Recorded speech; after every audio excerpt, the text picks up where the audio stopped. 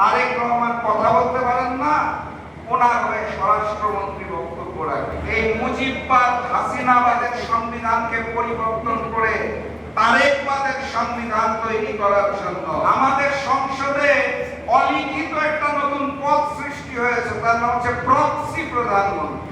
আমাদের সংসদে এখন নতুন শিক্ষক হয়েছে স্বরাষ্ট্রমন্ত্রী, শিলং থেকে ট্রেনিং প্রাপ্ত ভারতীয় এজেন্ট বাংলাদেশের সংসদে দাঁড়িয়ে এই মুহূর্তে আমাদেরকে শিক্ষা দেন।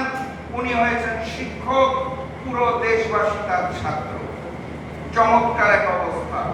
একটি সংসদের সৌন্দর্য মাননীয় প্রধানমন্ত্রী এবং মাননীয় বিরোধী দলের নেতার মধ্যে কথোপকথন। আপনারা সংসদ ফলো করলে দেখবেন বিরোধী দলীয় নেতার বক্তব্যের পর প্রধানমন্ত্রী আর বক্তব্য দিতে উঠেন না।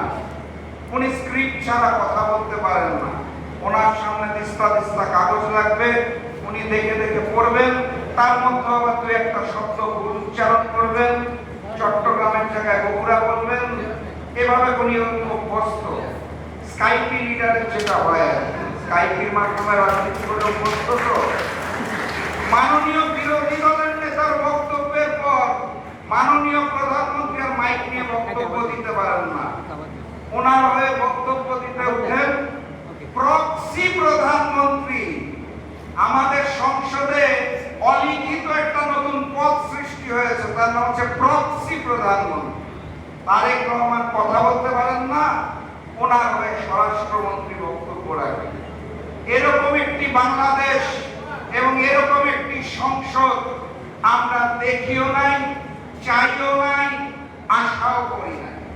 এই মুহূর্তে জনাব সালাউদ্দিন সাহেব চাইছেন এই মুজিববাদ হাসিনাবাদের সংবিধানকে পরিবর্তন করে তারেকবাদের সংবিধান তৈরি করার জন্য।